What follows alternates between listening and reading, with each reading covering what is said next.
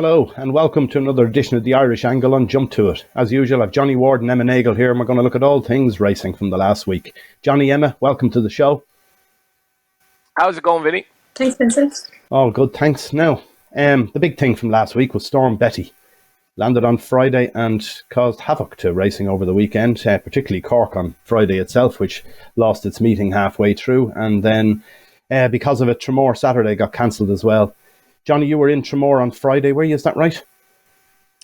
I was there Thursday and Friday, Vinny. Like, what a contrast! And I've gone to a couple of meetings this year where I was working over a 2-day. I've been to actually Limerick, Sligo, and Tramore, working both days. So generally for that, I would try to stay down and get a feel for the place as well. Like, I've never really been out in Tramore, so I went out in Tramore on the Thursday night and met loads of the locals, and like the vibe there on the Thursday, and they were so looking forward to Saturday. It was a really fantastic vibe, great buzz in the place, decent weather, quite good racing as well, and like a good crowd and a good atmosphere. And I remember I spoke to John Kiley and he was like, this is like the old days, you know, and John had know what's the 86 now, and he was really enjoying the track. I mean, the last race, the lady riders, amateur riders, flat staying maiden on the Thursday, I mean, you had like so many connections in the ring, and see a horse of Filey Bay's caliber running in it just shows like where Tramore has progressed in terms of people wanting to race there.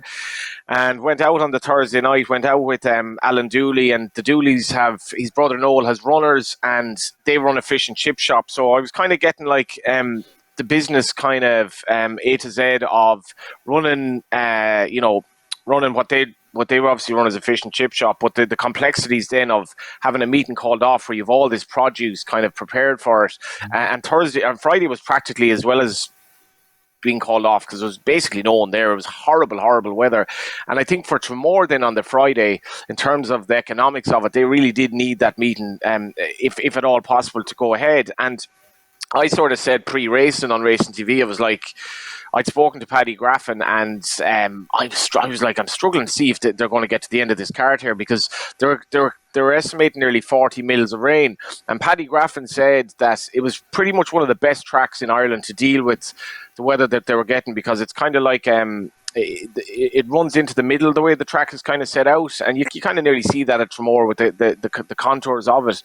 By the end of the racing, I don't think the ground was unsafe or anything like that. It was very, very windy. It was nearly 50 kilometers an hour wind at some stage. Like, that's not comfortable at all. And basically the bookmakers had, all bar 2 or 3 of them, had literally packed up, and I felt sorry for them because it was a thoroughly unpleasant experience, probably an experience for some of the older bookmakers that really wasn't safe for them to be in. Like, you could get really sick out of weather like that, but they got through the cards, and I wasn't surprised Mallow was called off in the meantime.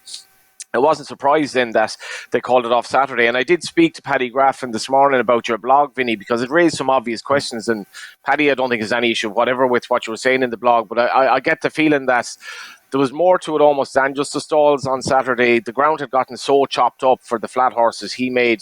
You see the flat being called off in Mallow. That the jumpers, the jockeys seemed to have no issue whatsoever with it on Friday. But I think on Saturday, cognizant of the fact that they couldn't use stalls and how sort of waterlogged the areas had become on the Friday night, I think he was left with the safe call to make.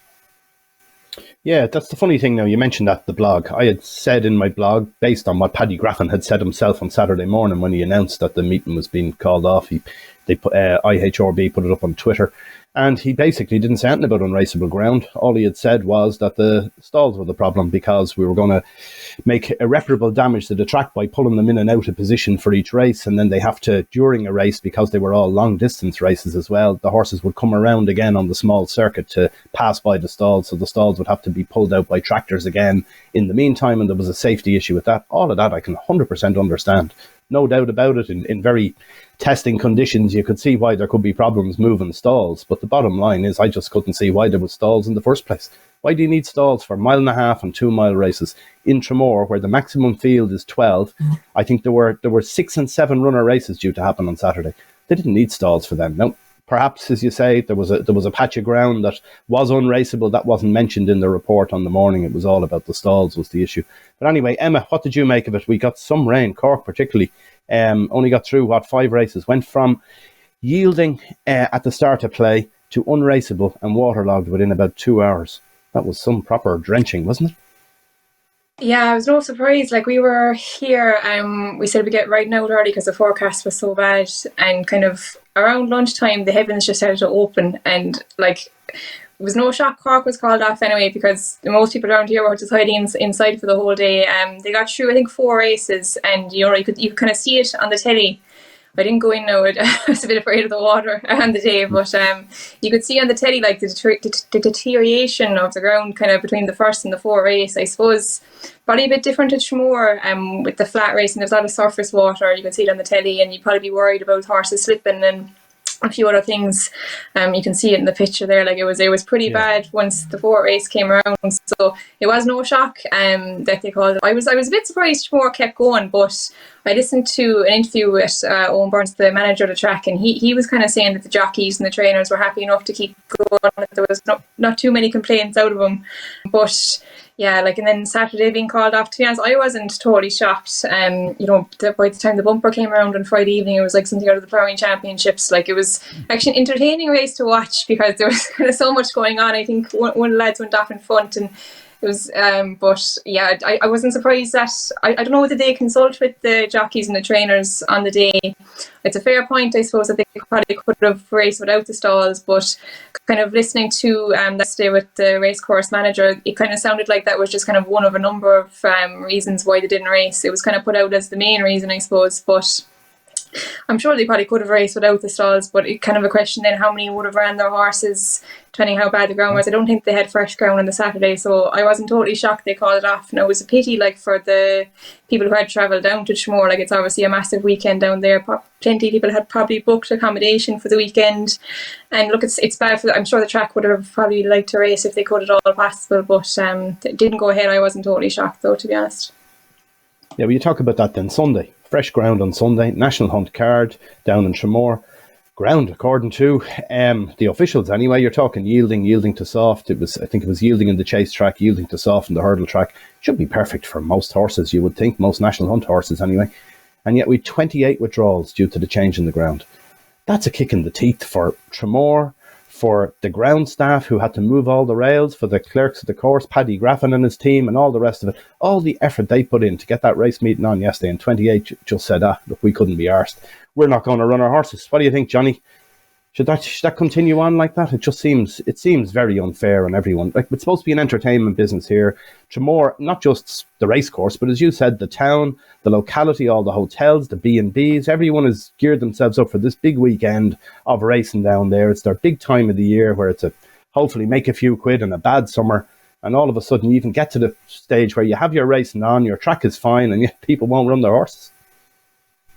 I find this really, really strange, and it was one of the reasons I suppose people were somewhat against the 48-hour decks. And didn't the Trainers Association vote to restore the 24-hour decks, which I thought was like unbelievably kind of a selfish attitude to it, when the 48-hour decks really are so suitable for so many people, I think. And as a journalist, I'm massively in favour, but in general, I think they're a great idea. And in fairness, Vinny, we haven't had that many examples of the scatter of non-runners that you mentioned on Sunday. But, like, if you're talking about what ground they expected, like, and Paddy was saying this morning, like, you couldn't get on Gold Cup Day at Cheltenham what they had on Sunday, which was literally fresh ground for the chasers and so on. And I just find this bizarre. I mean, they would, if you declared on Friday and you hadn't looked at the forecast, you're not doing your job properly. But then if you look at the forecast, the ground is perfectly safe. Let's be honest, you're running generally run-of-the-mill horses. Not only that, then, as these non-runners develop, your chance of picking up prize money actually increases because you've less horses to worry about. And as you mentioned, when Tramore, the effort that Tramore would have put in, this was a nightmare of a weekend for them weather-wise, an absolute nightmare. Having a flat meeting in the middle of it all then, and trying to ensure that everything is safe for a start. And I mean, talking to Owen Byrne, like, he was really worried about, for example, the marquee and all that, which on Friday, you're like, is this going to blow away? But then coming around to Sunday, when things have sort of normalised after basically a proper storm, and like you've all these non-runners on ground that like clearly it was in no way unsafe whatsoever on Sunday. Like it clearly wasn't. And you top trainers running their horses there. I do find it bizarre. I really do. And it's like, if you're an owner, I mean, you've done your money here as well, and you can scratch the horse, whatever. But I don't know why declare the horse if you're going to just scratch it on a whim. Yeah, well, that's the thing. Like, you talk about trainers. We had top 3 trainers in the country: Willie Mullins, Henry de Bromhead, Gordon Elliott. All had winners on Sunday down there, so they'd no major issue with the ground. Certainly not for all of their horses, at least. Emma, you know more about this. Your dad's a trainer. Why take horses out on ground like that? Which I can understand if it was. I presume it was tacky. Fair enough. And if a horse had some sort of maybe coming off a layoff, it had leg trouble for the last 6 months, and you're only getting it back gradually, and you're hoping you'll get a nice little run into it, you might say, okay, look, we're not going to run. But 28 of them to do that, what do you think? Yeah, I think probably a good point Johnny made there about the 48-hour declarations. Like, I'd be a big favour of them as well. I think they're great for people following the sport. I suppose maybe it doesn't suit trainers quite as much, but it's not too much of an inconvenience at the same time. But I mean, look, there's obviously going to be a couple of horses any day that will want kind of better ground than you got on Sunday yesterday. But I mean, anyone who looked at the forecast on Friday, like, there was no way you were going to be expecting any kind of good ground when you came down to Tramore on Sunday. Like, you'd be expecting it to be some way soft at the very least. And it was yielding ground. I think yielding to soft. As some of the jockeys were saying, it was a bit tacky, I think. But like, just going through the races, like, there wasn't too many, like you mentioned in your blog, there wasn't too many fallers, there wasn't too many pulled up, but the amount of them that were pulled out was kind of just astonishing, really. It's kind of hard to put your finger on it. Like, as Johnny mentioned, like, these aren't real superstars you're bringing down to Tramore, but at the same time, for an owner to have a runner at the Tramore Festival, if you're a smaller owner with maybe 1 or 2 horses in training, sure, to be a great day out for them. And it's surprising, to see so many pulled out when the ground really wasn't that bad at all. Disappointing for everyone involved, I suppose, for the racetrack, for the punters, and for the bookmakers as well. I suppose it kind of makes it less exciting betting heats with so many being pulled out. But like you mentioned, like, I think Willie ran a very good mare, Friends down there, won a maiden hurdle very well. Like, if she's probably the highest caliber of horse that was down there on the day, and some of the other horses being pulled out, whatever the reason was, I'm not too sure. Like, as far as like summer jumping ground, like, you very rarely get it good ground anyway. So, like, I mean, yielding to soft and any kind of Sunday in the summer wouldn't be too bad for like the vast majority of horses. Like, there'll always be maybe a couple of horses on the card who won't suit, but the amount that were pulled out, it's kind of hard to put your finger on it. And yeah, you just feel sorry for Tramore, really, because obviously a lot of effort went into getting the day going after kind of the disaster last 2 days they had. So yeah, it was disappointing overall. Just on that, Vinny, like, just on your, sorry, yep. just on the IrishRacing.com page here, like, this is a very kind of half-arsed effort by me, but I'm looking up here, changing going, and it's come up for 26 non-runners, right? Now, we had a situation where racing is, to kind of quote Patrick Kavanagh, it's a bit of a the wink and elbow kind of language of like, well, sure, you know yourself, like, and sure, he's coughing, and like, a lot of non-runners are given for reasons that clearly are factually inaccurate and are downright lies, right? But that's a way of working the system. But we have a situation where if you had a horse that ran on a Saturday, you had to come up with some excuse for a long time that he or she couldn't run on a Sunday, because basically you didn't want the horse to run 2 days in a row, but that wasn't within the rules. So they did change that, and that's fine. But should we get to a situation where I was in Limerick, I think it was that 2-day meeting in Limerick, where I think that on that particular occasion, the ground didn't change as much as it looked like it would. And you'd horses scratched for various reasons on the second day. Some for change in going, even though there was practically no change in going. So should we get to a situation when if you declare a horse and you're sort of thinking there's at least a 20% chance you're going to scratch him on or her on the basis of the ground changing or not changing, maybe that could be put in. It's like, this is a potential doubt because of ground conditions in 48 hours time, or in the instance of many races, you're over 50 hours time. Maybe we can do something like that, because Tramore deserve a lot better than 26 horses scratched from one of their big days because of basically fanciful reasons, as far as I'm concerned. Because if you didn't look at the forecast on Friday, you're not doing your job. Yeah, it's a bit mad, really, because I mean, I just know from our perspective here now, like, we were kind of preparing, like anyone with horses, you see a forecast like that, you're kind of preparing all day for especially something that bad as Storm. We were bringing in mares and foals from the field, and we have a horse there, Rebel Was. If we saw that forecast, there's absolutely no way he'd be declared to run on Sunday. Like, he wouldn't like that kind of ground. So it's just, that's kind of the most mind-boggling thing. You wouldn't mind if it was kind of out of the blue. It was unforked, rain came down and made the ground unraceable. But I think that's good point made by Johnny there. Like, just with the 48-hour declarations, there isn't too much excuse for that. Yeah, and some proviso put in to say that this is a potential non-runner. Anything would be a help, I think, because we've seen the whole summer here, all the way through from Galway and everywhere else. We're getting these downpours coming, huge localised showers that are changing ground literally within minutes, as we saw in Cork as well. There definitely should be some proviso to help the punter, to help just everybody involved in the game, even people who've reserves and all the rest of it, to be able to see, look, we might get in as third reserve here because there's 4 of them think if the rain comes, they're not going to run. Something, because it just seems crazy to think that there's no advance warning to this at all. Yeah. Like the punter, like do trainers actually consider this? And I know they'll say I'm running my horse for my owner here. That's fine, but racing has a serious issue going forward in terms of affordability checks and all this other nonsense that they're bringing in, turning people off racing. You see Mick Shannon today. You see high profile people not betting anymore. And if you're a punter and you're trying to decide a race, and just from a personal perspective, I often back horses on the basis of what they're running against. So if I really don't like the favourite in that race, I'm going to back the second favourite as a crude example. But like, how can you make a long-term plan, even with the 48-hour decks? How can you back a horse if the race is absolutely decimated with non-runners, horses that you were taking on in the first place? So I don't think the punter's given any consideration to this either. No, I don't think they are in any end of this, to be honest with you. But anyway, look, we'll move on. Let's look at some of the other racing. But this week we've got a big meeting coming up in York as well. The Juddmonte International being one of the star events with Paddington. Looks like a 5-runner race, Johnny. Another small but elite field for one of these Group 1s.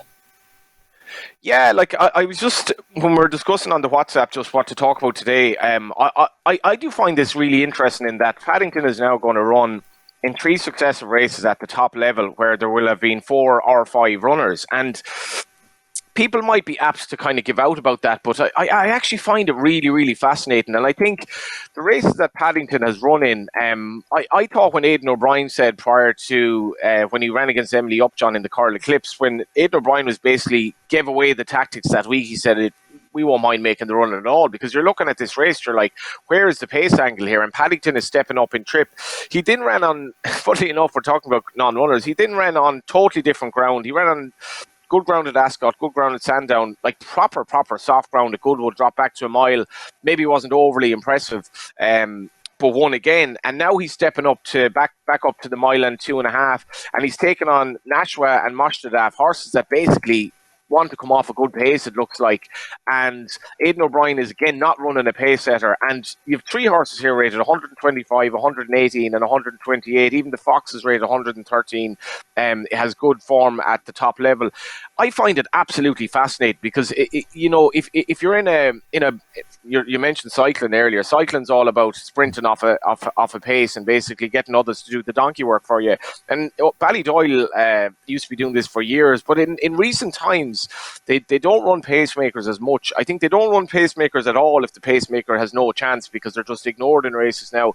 And in 4-runner race like this, there is so much going on tactically. Holly Doyle, Frankie Dettori riding in the race for the last time, and Ryan Moore and Oisin Murphy. There's so much going on tactically, and for me it's almost more interesting with the small field, because I just think it's such a spectacle. And if you're talking about the punter here, he or she has so much to take in, because maybe Frankie's going to do something wild here, because nobody wants Ryan Moore to be dictating soft fractions here. So I know people give out about small fields, but I think at the top level you're much better off have 4 really, really classy runners than 4 sort of classy runners and 6 rags, if that makes sense. So I think it's fascinating stuff. It does to some extent. I see the golf was on at the weekend. I watched a bit of it there yesterday.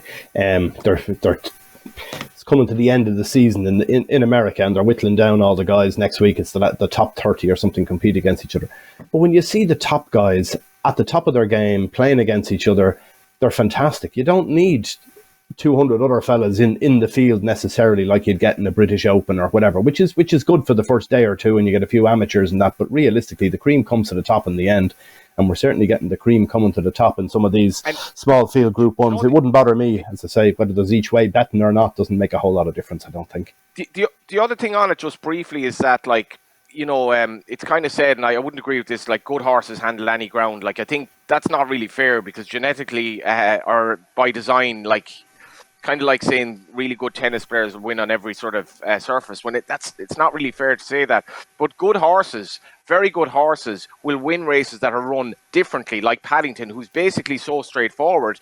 And then you run against two Frankels who are not quite as straightforward and are sort of reliant on particular pace conditions in a race. So that's the other thing I want to say. Like when you have sort of races that are basically really, really tactical, for me then that's when you know a good horse, because he or she is straightforward and sound and can deal with the slow pace like Paddington can, and that's why he's an odds-on favourite. Yeah. What do you think, Emma? He'll win anyway, will he, Paddington? He should do, yeah, he should do. But it'll be interesting tactically, like Johnny mentioned. Like Mostadaf was impressive winning at Ascot, and he beat Luxembourg. But yeah, no, I wouldn't have any problem with the small fields. I mean, like there's anything apart from these ones, like there isn't too many that would add quality to it, I suppose. But yeah, like he's kind of a horse that you'd be looking forward to watching now anytime he goes. So I wouldn't really mind too much who he comes up against. Interesting point on Johnny about the pacemakers as well. It probably would help Paddington with a pacemaker instead of being maybe the one that they have to target. He's going to be the target. He'll have a big target on his back now with especially at Mustadaf with the way he beat Luxembourg last night, quickened off from the back. So yeah, interesting race. I think Paddington should win it. But it's I don't think it's as much of a walkover as the betting is suggesting. But yeah, it's a one to look forward to, definitely. Yeah, it's a good week, York. Always is. Yeah, some cracking racing. And those who've been there, I've never been myself, but those from Ireland who've been over say it's one of the best weeks racing you'll ever go to. And it's supposed to be fantastic fun. So that's one other thing. One thing just to note, that it'll probably be a bit late for a lot of people watching this video, but the Hurling for Cancer charity event is on this evening. That's Monday. It starts at 6 p.m. in Carlow, in Cullen Park in Carlow. It's raised 1.3 million already for cancer charities. Jim Bulger and Davy Russell, the two instigators behind that. There'll be a star-studded lineup there as well. Have you been at that, Emma, before, or Johnny? No, I've never actually been. I must put it on the list now. I didn't plan it out well enough to go this year, but I was just kind of looking through kind of some of the names that are going to be there, and it's brilliant. Like it's going to draw a crowd, kind of people in racing and people out of racing as well. Like you've got the likes of David and Paddy Clifford and Rachel Blackmore, who I suppose everyone would know. So yeah, I'd say they'll probably get a massive crowd again, and it's just a brilliant idea. I think Jim Bulger and Davy kind of organises it every year. They have a big role in it anyway. So yeah, it's great. I must plan to go next year now, hopefully. Yeah, it used to be in Newbridge every year. This morning. Yeah, I texted Jim, Vinny, and I was planning to mention it, so I'm glad you did. And the Coast to Curra cycle as well, that's on later this month, and the event at the Curra, all basically for cancer, pancreatic cancer, and the research in the case of the Coast to Curra. Fantastic work done by racing, and Jim should be very, very proud of what he's done here. Yeah, I just can't believe it's not Newbridge or nowhere with it. That's the thing that's got me, because I've gone a couple of times to it down in Newbridge. It's only down the road from me, but now they're moving it to Carlow. Can't believe it. Anyway, there you go. Hopefully they have a great evening, and it raises loads of money. And as I say, you have everyone there. Miriam O'Callaghan, Marty Morrissey, they're all turning up for it. So it'll be a great old evening now, to be honest with you. And it's always good fun, and they do get a great crowd. It's great for the kids as well. They've got entertainment from, I think gates open at 4:30, with entertainment for the kids and everything before the event. So that's a good one to look out for. If you can't make it this year, go make sure you put it in your diary for next year. Right, let's have a quick look. Some of the racing from last week. Emma, Johnny, have you a horse for me? Must be something that caught your eye. Yeah, I'll give a horse that did me a favour actually on Saturday, because I laid the favourite in the race. I don't know, was it a good lay or a bad lay? Because Thunder Roll looked like rated 98. Very, very hard to see Thunder Roll not win the Mile and Two Maiden. That was run that she ran in, and she'd rock solid form. I mean, if you look at her 2 lengths third Tower of London, she was then ran a blinder Cork behind Ross Carberry, still a maiden, but really, really good form. And I laid her for just at the prices, but I was reliant on something good, because Starry Eyed in the race rated 81 was well backed, even though £17 fine with the favourite and was somehow backed. It's a bit strange, but I was probably somewhat reliant on the newcomer. And boy, did Samia do me a favour. I thought this was a really good performance, because Thunder Roll got Declan McDonough kind of went out in front, but basically got a perfect trip in the race. Got a lead for most of the race. Came there in the straight, no excuses whatsoever. And Samia, who was drawn one quite slow at the start, just very, very green. Had to be kind of rushed up on the rail, but didn't get anywhere near prominent. Like, was still well off the pace under Chris Hayes.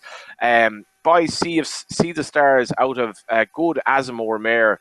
Really, really solid kind of pedigree that John Ox would know plenty about, but now running for Dermot Weld. I thought this was a really, really good performance, given the fact that the favourite had such good form, and I think going forward she's going to be a really, really good filly. Fascinating to know where she goes left, but clearly wants a mile and a half as well, and going to be a smashing horse, I think.